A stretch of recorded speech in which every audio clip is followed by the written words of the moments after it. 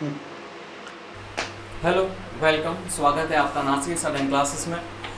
तो last video में जो हमने पढ़ा था वो हमने पढ़ा था कि केमिकल रिएक्शन किस तरह के होते हैं और वो एक दूसरे के साथ रिएक्शन करके हमको कैसे कैसे उनकी प्रॉपर्टीज़ मिलती है, यानी कि उनमें कौन कौन सी तरह से चेंज होता है। जैसे कि हमने देखा था कलर में चेंज हो रहा है, टेम्परेचर में चेंज हो रहा है। तो ऐसी बहुत तरह की चीज़ें हमने लास्ट लेक्चर में पढ़ी थी। आज के लेक्चर में हम ये पढ़ने वाले हैं कि कौन से तरह के केमिकल रिएक्शन होते हैं। आज का जो लेक्चर है वो पूरा आपका एग्जामिनेशन के ऊपर डिपेंडेबल है, यानी कि आपको एग्ज़ाम में किस तरह से वो क्वेश्चन पूछेंगे और आपको किस तरह से आंसर देना है।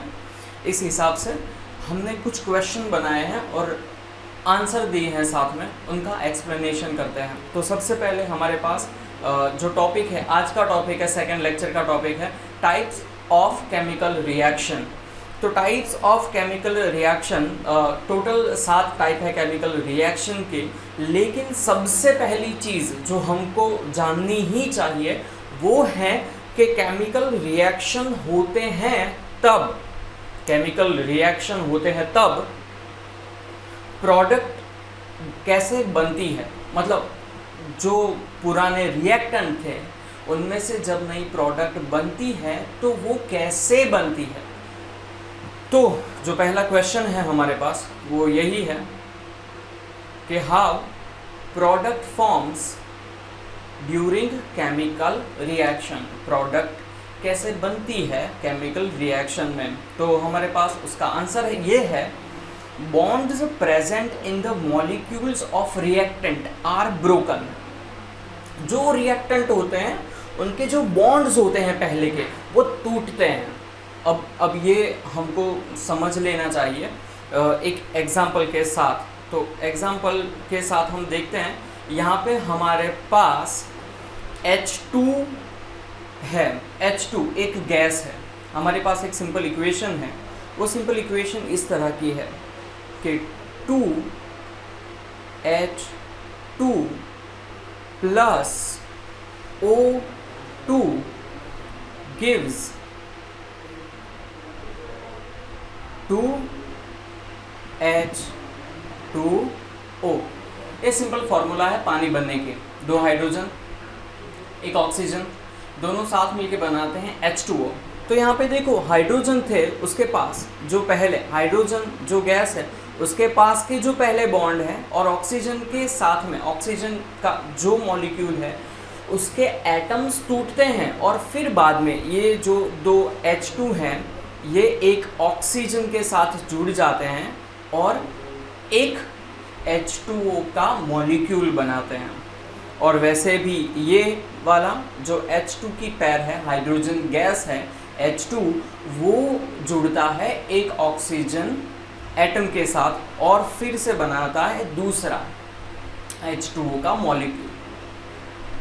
ओके, तो जो एक्सप्लेनेशन है हमारे पास वो देखते हैं। Bonds present in the molecules of reactant. Reactant के जो मॉलिक्यूल होते हैं उनके एक दूसरे के जो बॉन्ड होते हैं वो टूटते हैं and new bonds are formed between different atoms. और जो अलग अलग तरीके के एटम्स होते हैं उनमें नए बॉन्ड बनते हैं।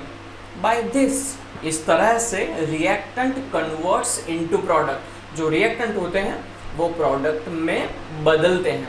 ओके, सो जो क्वेश्चन था how products form during the chemical reaction, तो उसका आंसर ये सिंपली था bonds present in the molecules of reactant are broken and new bonds are formed between different atoms in the product. By this reactant converts into product। इसी तरह से जो reactant होता है वो product में convert होता है। अब ये example है हमारे पास, ये information है हमारे पास। हम और भी कई तरह के equations देख सकते हैं, जैसे कि कागज होता है। तो कागज को हम समझ ले कि वो सिर्फ और सिर्फ कार्बन है। ओके, वो कार्बन है। अब जब हम उसको जलाएंगे तो कार्बन का बॉन्ड बनेगा ऑक्सीजन के साथ। कार्बन का बॉन्ड बनेगा ऑक्सीजन के साथ और वो एटमॉस्फेयर में रिलीज होगा गैस, यानी वायु, गैस के फॉर्म में वो रिलीज होगा। यानी कि जब जलने की, हम जब उसको आग देंगे, हम उसको जलाएंगे तब कार्बन का रिएक्शन होगा, जो कार्बन के खुद के जो बॉन्ड थे वो सब टूटते हैं और कार्बन के नए बॉन्ड बनते हैं ऑक्सीजन के साथ और फिर कार्बन डाइऑक्साइड बनता है। तो यहाँ ये क्वेश्चन खत्म होता है। अब थोड़ा आगे बढ़ते हैं, जो हमारा मेन टॉपिक है वो ये है कॉम्बिनेशन रिएक्शन, यानी कि जो टाइप ऑफ रिएक्शन हमने पढ़ा उसमें सबसे पहला है कॉम्बिनेशन रिएक्शन। कॉम्बिनेशन, आप सबको मालूम है कॉम्बिनेशन का मतलब क्या होता है। कॉम्बिनेशन का मतलब है जोड़ना। ओके, कॉम्बिनेशन का मतलब होता है जोड़ना। इसके डेफिनेशन पे हम आगे बढ़ रहे हैं। Two or more substances form a single product.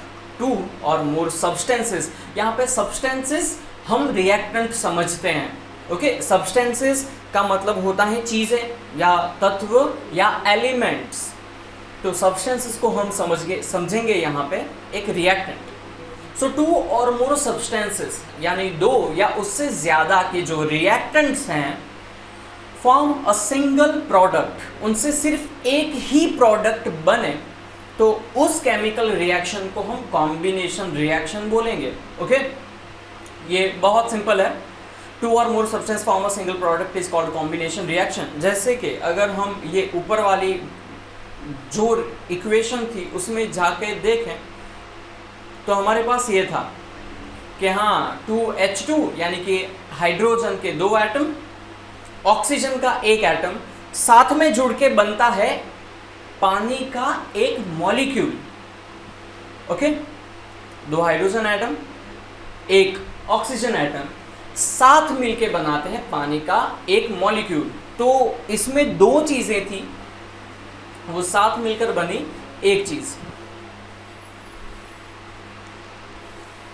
और उसके बाद फिर से दूसरा एग्जांपल हमारे पास है कैल्शियम ऑक्साइड। कैल्शियम ऑक्साइड यानी कि कड़ी चूना, उसकी अगर रिएक्शन होती है पानी के साथ तो हमारे पास मिलता है हमको कैल्शियम हाइड्रोक्साइड CaOH ट्वाइस। तो इसमें भी हम देख सकते हैं CaO एक सब्सटेंस है, H2O दूसरा सब्सटेंस है और ये दोनों मिलके बनता है CaOH ट्वाइस जो एक प्रोडक्ट है। देन अगेन क्वेश्चन है हमारे पास, what is exothermic reaction. Exothermic reaction क्या होता है, उसे हम हिंदी में बोलते हैं ऊष्माक्षेपक प्रक्रिया। इसका मतलब ये होता है कि किसी भी केमिकल इक्वेशन में अगर हीट यानी कि गर्मी उत्पन्न होती है, प्रोड्यूस होती है, तो उस रिएक्शन को हम बोलेंगे एक्सोथर्मिक रिएक्शन। तो सबसे पहले ऑब्वियसली हम डेफिनेशन पे ही जाएंगे। Chemical reaction in which heat is released, that reaction is called as exothermic reaction. यानी कि ऐसी केमिकल रिएक्शन जिसमें हीट रिलीज होती है, okay, it is called as exothermic reaction. Obviously अब एग्जाम्पल के बारे में देखते हैं। तो एग्जाम्पल है बर्निंग ऑफ मीथेन गैस। हाँ, ये थोड़ा गैप हो गया है, इसकी ड्राइंग यहाँ पे दी गई है। मीथेन गैस का जो मॉलिक्यूलर स्ट्रक्चर होता है वो इस तरह का होता है।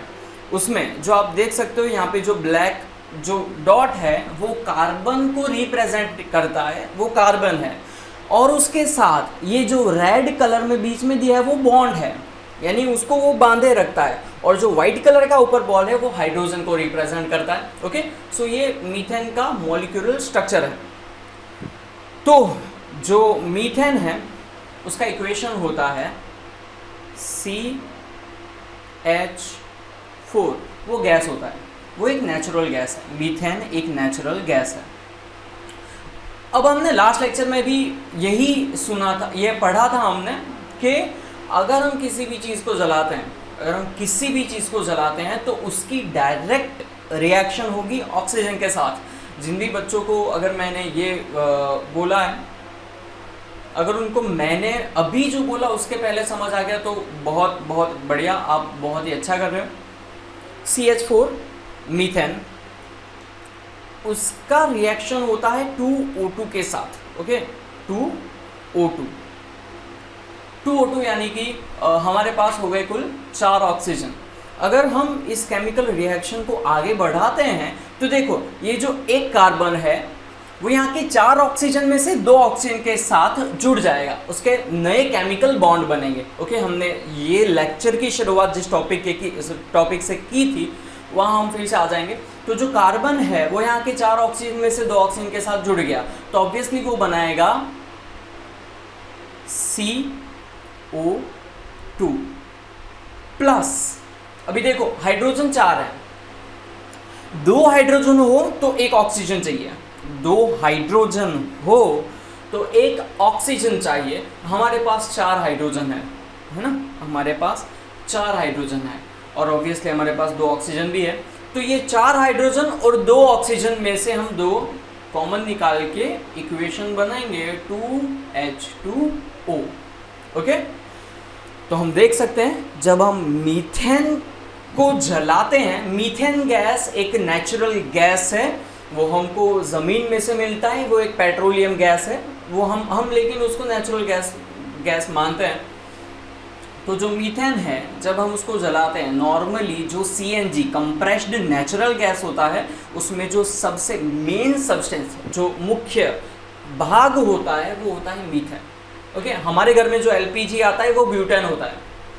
ओके, हमारे घर में जो LPG है वो ब्यूटेन है, लेकिन CNG जितने भी व्हीकल्स होते हैं, जितने भी वाहन होते हैं, उन सब में मीथेन होता है। वो रिएक्ट करता है ऑक्सीजन के साथ और कार्बन डाइऑक्साइड और पानी प्रोड्यूस करता है, लेकिन इस ही इक्वेशन में एक और चीज़ बनती है, वो है एनर्जी। इसमें हीट रिलीज होती है, तो ऑब्वियस है ये एक एक्सोथर्मिक रिएक्शन है।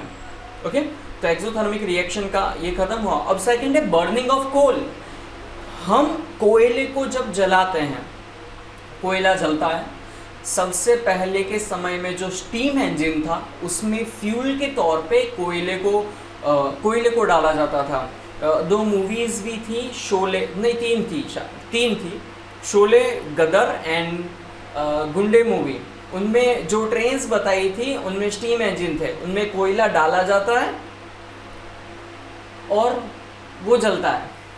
नॉर्मली अभी भी जो तंदूर होता है उसमें भी कोयले को ही एक फ्यूल के तौर पे इस्तेमाल किया जाता है। तो हाँ, जो कोयला होता है जब उसको जलाते हैं तो गैस बनती है कार्बन डाइऑक्साइड, हमको राख मिलती है, लेकिन जो हीट है, गर्मी है, वो भी उससे बनती है। तो सबसे पहले इक्वेशन, यहाँ पे इक्वेशन नहीं दिया हुआ तो हम उसको इक्वेशन लिखते हैं। तो सबसे पहले जो कोल है तो ऑब्वियसली वो कार्बन है, किसी भी चीज़ को जलाएंगे ऑक्सीजन के साथ रिएक्ट करेगा, O2 gives CO2 plus obviously energy, गर्मी यानी हीट रिलीज होगी। ओके, तो ये हो गया एक्सोथर्मिक रिएक्शन। फिर से हम एक बार जल्दी से उसको देख लेते हैं। What is exothermic reaction? A chemical reaction in which heat is release, that reaction is called as exothermic reaction. जिस रिएक्शन में हीट पैदा होती है तो उस रिएक्शन को हम एक्सोथर्मिक रिएक्शन बोलेंगे। मोस्ट ऑफली हमारे पास 2 एग्जाम्पल हैं। बर्निंग ऑफ मीथेन गैस, हमारे पास ये इक्वेशन भी है उसका, ये दूसरा इक्वेशन है। जो कार्बन है उसकी ऑक्सीजन के साथ रिएक्शन में भी एनर्जी रिलीज होती है। ओके, थोड़ा आगे, ये जो क्वेश्चन था, जो सबसे मेन टॉपिक है हमारे आज का लेक्चर का, कॉम्बिनेशन रिएक्शन में, तो उसमें से क्वेश्चन निकल के आता है। जब हमने CaOH ट्वाइस यानी कैल्शियम हाइड्रोक्साइड, एक बात याद रखना ये वाली, ये CaO, इसको हम बोलते हैं कैल्शियम ऑक्साइड। क्या बोलेंगे इसको? Calcium oxide. अभी जब इसकी रिएक्शन होती है पानी के साथ तो बनता है CaOH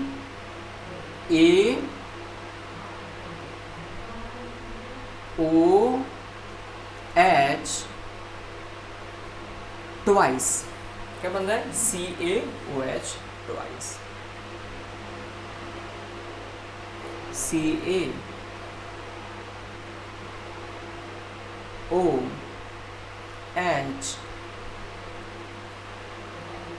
ट्वाइस। ओके, इसको हम बोलते हैं कैल्शियम हाइड्रोक्साइड। ओके, हम बोलते हैं इसको calcium hydroxide. Then calcium hydroxide को हम अगर दीवार पे लगा देते हैं तो क्या होता है, जो कैल्शियम हाइड्रोक्साइड है वो एटमॉस्फेयर में से कार्बन को खींच लेगा, एब्जॉर्ब कर लेगा, फिर वो बन जाएगा CaCO3। इसको हम बोलते हैं कैल्शियम कार्बोनेट। ओके, इसको हम बोलते हैं कैल्शियम कार्बोनेट। ओके, तो हम क्वेश्चन पे आते हैं। क्वेश्चन बहुत ही सीधा है। What is used for white washing of the walls of house? What is used for white washing of the walls of house? हमारे घर में या और भी कई जगहों पे, इंडस्ट्रियल एरियाज़ में जो कोई बिल्डिंग्स होती हैं, तो उनमें वाइट वॉश यानी चूना करने के लिए जो चीज़ इस्तेमाल होती है वो क्या है? ओके, तो हम जानते हैं वो चूना पत्थर है। चूना पत्थर जो होता है उसको अगर हम पानी में डाल देते हैं तो वो बनता है कड़ी चूना। ओके, फिर फाइनली जब हम उसको दीवार पे लगा देते हैं तो कार्बन डाइऑक्साइड के साथ उसका केमिकल रिएक्शन होता है और बन जाता है कैल्शियम कार्बोनेट। ओके, तो what is used for white washing of the walls? Explain the preparation. हम आगे बढ़ते हैं। Solution of lime water, CaOH twice is used for white washing the walls। बहुत ही सिंपल आंसर है इसका। what is used for white washing of the walls of house? and the answer is solution of lime water, calcium hydroxide is used for white washing the walls। अब अगर हम उसके chemical reaction पे गौर करें तो एक केमिकल रिएक्शन हमने पहले पढ़ा, कौन सा वाला? CaO plus H2O gives CaOH twice plus heat। Okay, अब मैं क्वेश्चन ये करता हूँ कि ये जो इक्वेशन है CaO plus H2O gives CaOH twice plus heat, ये इक्वेशन में जो केमिकल रिएक्शन हो रहा है वो कौन से टाइप का है? ओके, अगर आपको ये आंसर मालूम है तो आप 3 सेकंड में सोचो और वो आंसर दो, 1 2 and 3। ओके, अगर आपको ये मालूम है तो बहुत बढ़िया, अगर नहीं मालूम तो ये हम जो आज के लेक्चर में पढ़ रहे हैं वो है कॉम्बिनेशन रिएक्शन। यानी कि देखो यहाँ पे CaO और H2O दो सब्सटेंस हुए, दो रिएक्टेंट हुए, इनमें से क्या बना? CaOH ट्वाइस, ये बना कैल्शियम हाइड्रोक्साइड। ओके, तो दो सब्सटेंस में से एक सब्सटेंस बना, ऑब्वियसली ये हो गया कॉम्बिनेशन रिएक्शन। अभी इसमें हीट भी रिलीज़ हो रही है, कई बार ईद का टाइम होता है जब हम अपने जो घर होते हैं उनमें चूना लगाते हैं, तो जो चूने के पत्थर होते हैं, पहले मटका या कोई भी ऐसी वेसल लेते हैं जिसमें हम सबसे पहले पानी भरते हैं और फिर उसमें हम चूने के पत्थर डालते हैं। ओके, तो ये जो क्विक लाइम है हम उसमें डालते हैं और पानी के साथ जब वो रिएक्ट करता है तो कैल्शियम हाइड्रोक्साइड बनता है, यानी कि स्लेक्ड लाइम बनता है। लेकिन जो वेसल होता है वो गर्म होता है, यानी कि ये रिएक्शन में हीट रिलीज होती है, तो उसके वजह से जो भी चीज़ में हमने उनको भरा है उन दोनों चीज़ की साथ में रिएक्शन हो रही है जिस वेसल में, तो वो धीरे धीरे गर्म होगा। क्यों? क्योंकि इस केमिकल रिएक्शन में हीट रिलीज होगी। ओके, नाउ सेकेंड, ये जो CaOH ट्वाइस है, हमारे पास जो CaOH ट्वाइस आया, स्लेक्ड लाइम आया, अब इसकी रिएक्शन होती है CO2 के साथ। हमने इसके बारे में अभी ही सुना कि जो कैल्शियम हाइड्रोक्साइड है उसकी रिएक्शन होती है कार्बन डाइऑक्साइड के साथ। अब देखो यहाँ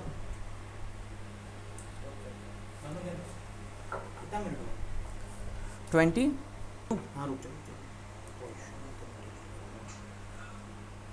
ऐसा ही है पॉलिटिक। ओके सर, स्टार्ट कर दूं मैं? तो हमने एक रिएक्शन तो देख लिया।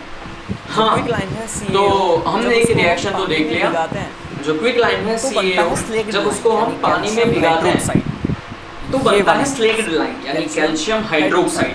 और हीट ये वाली चीज चीज, तो ये हो गई कैल्शियम एक्सोथर्मिक हाइड्रोक्साइड, रिएक्शन। और हीट रिलीज होती है तो ये हो गई एक्सोथर्मिक रिएक्शन। लाइन को दीवार जूस पे जब लगा हम देते हैं स्लेक्ड लाइन Okay? को दीवार तो पे धीरे-धीरे लगा क्या देते होता हैं, ओके, जो कैल्शियम हाइड्रोक्साइड धीरे-धीरे क्या होता है? स्लेक्ड लाइन है, जो कैल्शियम हाइड्रोक्साइड यानी स्लेक्ड लाइन कार्बन डाइऑक्साइड के साथ वो रिएक्शन एटमॉस्फेयर में रखे हुए कार्बन डाइऑक्साइड के साथ रिएक्शन करता है और फिर हमको मिलता है, यानी आई थिंक सूख जाता है तब 7-8 घंटे बाद जब वो चूना पूरा सूख जाता है तब हमको मिलता है CaCO3। और जो H2O होता है वो भाप बन के उड़ जाता है, चले जाता है। ओके, जो H2O है वो फिर गायब हो जाता है, एटमॉस्फेयर के अंदर चले जाता है। हम अब उसको सीखते हैं तो ये जो इक्वेशन है हमारे पास क्या था, हम तो हमारे अब पास उसको था सीखते quick हैं। तो line, ऑब्वियसली quick सबसे line पहले हमारे पास क्या था, तो हमारे पास था क्विक लाइन का यानी जो क्विक फॉर्मूला लाइन है वो की है CaO। अब हम इसके साथ का जो जोड़ते फॉर्मूला है वो हैं है CaO। H2O, यानी उसको अब पानी में हम भिगाते इसके हैं। साथ तो जोड़ते क्या हैं होता है, H2O यानी कैल्शियम उसको पानी में तो भिगाते है, हैं। तो तो क्या होता है, ये कैल्शियम तो ऑक्सीजन H2O और है, ये ऑक्सीजन, तो हमने लिखा Ca। अब ये ऑक्सीजन और ये ऑक्सीजन मतलब कितने ऑक्सीजन हुए केमिकल रिएक्शन में? 2। इन दोनों तो का साथ में 2 बॉन्ड बनता ऑक्सीजन और 2 हाइड्रोजन, इन दोनों का साथ में बॉन्ड बनता है और फिर होता है O H। तो ये तो एक चीज हुई, यानी कि इससे बना स्लेक्ड लाइन। ओके, तो ये तो एक चीज हुई, यानी कि इससे बना स्लेक्ड लाइन। ये जो स्लेक्ड लाइन बना इससे। सेकंड थिंग, ये जो स्लेक्ड लाइन OH CaOH ये रिएक्ट करता है CO2 के साथ, कार्बन डाइऑक्साइड के साथ। तो देखो ये रिएक्ट करता है CO2 के साथ, कार्बन डाइऑक्साइड के साथ। तो देखो CO2 Ca अब जुड़ता है Ca CO2 के साथ, जुड़ता है एक ऑक्सीजन CO2 यहाँ के से साथ, खींच लेता है। यहाँ कितने लेकिन ऑक्सीजन थे? 2। एक ऑक्सीजन यहाँ से लेकिन एक खींच लेता है। यहाँ कितने ऑक्सीजन थे? 2। CO2 लेकिन एक ऑक्सीजन खींच लिया, तो वो क्या बन गया? CO2 में CO2 ने एक ऑक्सीजन OH में से खींच लिया तो वहां बचा ऑक्सीजन बढ़ा, तो यहाँ बचा एक ऑक्सीजन और CO2 में एक ऑक्सीजन बढ़ा तो वो बन गया Ca यानी कैल्शियम कार्बोनेट प्लस। CO3। अभी देखो यहाँ पे 2 हाइड्रोजन तो बचे कार्बोनेट हैं, यहाँ पे प्लस 2 हाइड्रोजन अभी देखो यहाँ पे 2 हाइड्रोजन तो बचे ही हैं, यहाँ पे 2 हाइड्रोजन बचे हैं एक ऑक्सीजन और साथ ये मिलके बनते हैं एक ऑक्सीजन है, तो 2 हाइड्रोजन एक ऑक्सीजन साथ में मिलके बनते हैं H। तो इस तरह से ओके, जो वाइट वॉश था, तो इस तरह से जितनी भी केमिकल रिएक्शन जो वाइट वॉश था उसमें जितनी भी केमिकल रिएक्शन होती है, lime water is applied to the wall of the solution of lime water is applied to the wall of the house. जो सॉल्यूशन होता है लाइम वाटर का उसको हम वॉल पे अप्लाई करते हैं, वॉल पे लगाते हैं।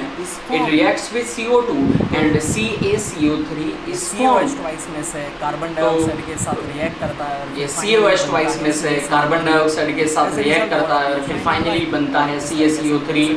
As a result wall appear shining white. और इस तरीके से हम देख सकते हैं कि जो वॉल है वो चमकती रहती है सफेद रंग से। Now okay, another question, now combination reaction के ही साथ another question, exothermic combination reaction के ही साथ एक एक्सोथर्मिक रिएक्शन जो आज का दूसरा टॉपिक था, रेस्पिरेशन। उसके अंदर का क्वेश्चन है कि respiration is an exothermic reaction. Why? Respiration is an exothermic reaction. Why? इसके पहले का जो लेक्चर था उसमें ड्राइंग के साथ हम समझे थे फोटोसिंथेसिस और उसका रिएक्शन भी समझे थे। फोटोसिंथेसिस में क्या होता है?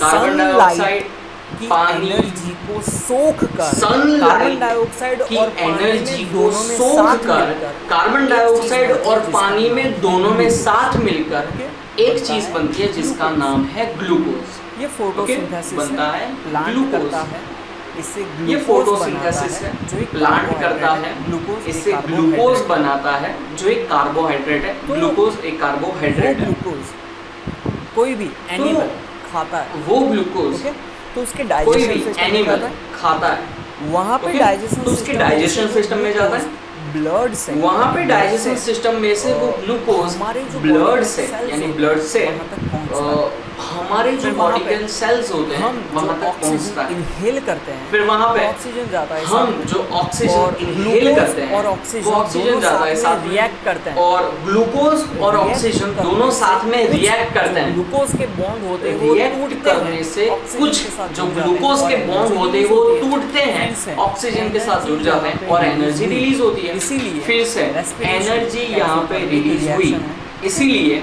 रेस्पिरेशन एक एक्सोथर्मिक रिएक्शन है। ओके, हमारे सेल्स में ग्लूकोज होता है, हम जब हमारे खाते हैं, सेल्स में हमारे ग्लूकोज होता body है। में वो डाइजेस्ट होता है, हम जब खाते हैं हमारे बॉडी में वो Finally, डाइजेस्ट होता है, वो ग्लूकोज बनता है, सेल्स में Finally, जाता है, ऑक्सीजन वो भी वहाँ ग्लूकोज जाता है, बनता react है, करता है। सेल्स में जाता है, ऑक्सीजन भी वहाँ जाता है, रिएक्ट करता है। कभी कभार कुछ लोग बीमार और हो जाते हैं तो हमको digestion एनर्जी system मिलती है। वो पूरी तरीके से कभी काम कभार नहीं कुछ लोग करता, बीमार हो तो जाते हैं तो डाइजेशन सिस्टम ग्लूकोज वो की पूरी bottle तरीके से चढ़ाते काम नहीं करता, तो Okay? डॉक्टर या उन कुछ लोगों को लोगों को, ग्लूकोज की बॉटल चढ़ाते हैं।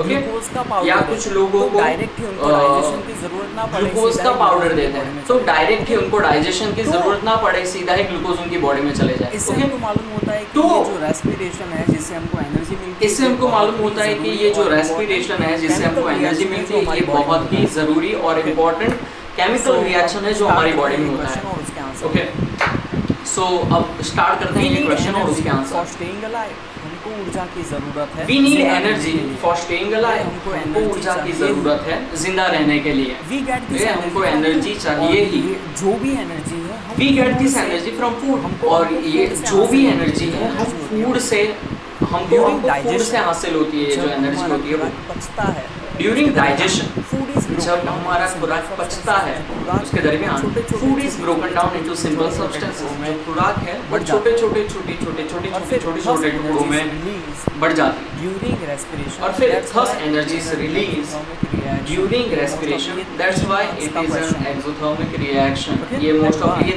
3 मार्क्स का क्वेश्चन है। respiration is an Okay? That's why exothermic reaction। Respiration is an exothermic सबसे पहले रिएक्शन। ग्लूकोज का So, जो ग्लूकोज है सबसे पहले तो ग्लूकोज का उसका इक्वेशन जो ग्लूकोज है 6H12O6, उसका इक्वेशन है C6H12O6, C6H12O6, 6 carbon 12 hydrogen 6 oxygen साथ में इकट्ठा होके बनता है ग्लूकोज। ग्लूकोज कैसे बनता है, तो ये हमारा जो पहला वीडियो था इस चैप्टर का जो फर्स्ट वीडियो है उसमें फोटोसिंथेसिस में बताया है। सो C6H12O6 ये रिएक्ट करता है ऑक्सीजन के साथ, और ऑक्सीजन के साथ रिएक्शन करने से ये देखो ये जो 6 कार्बन है ऑक्सीजन के साथ रिएक्ट करता है और बनाता है 6 कार्बन 12 ऑक्सीजन के साथ रिएक्ट करता है और बनाता है 6CO2। H12 हाइड्रोजन 12 है वो फिर से जो H12 हाइड्रोजन 12 है वो 6 ऑक्सीजन के साथ रिएक्ट करता है और बनाता है 6 मॉलिक्यूल पानी के H2O। ये एक्सोथर्मिक Finally, रिएक्शन है और इसमें ये एनर्जी एक्सोथर्मिक रिएक्शन है और इसमें एनर्जी रिलीज होती है, और ये हमारे जो cells में ATP store एनर्जी होती है। और जब भी हमको Okay? इनकी जरूरत होती है और ये हमारे सेल्स में इनसे स्टोर काम होती है, ले और जब भी हमको इनकी ज़रूरत होती है तो हम इनसे काम आज के ले लिए सकते हैं। इतना ही। Next lecture Okay? में हम So, और भी आज के लिए chemical reaction इतना ही को पढ़ेंगे नेक्स्ट और लेक्चर समझेंगे। में हम और भी केमिकल रिएक्शन को पढ़ेंगे और समझेंगे।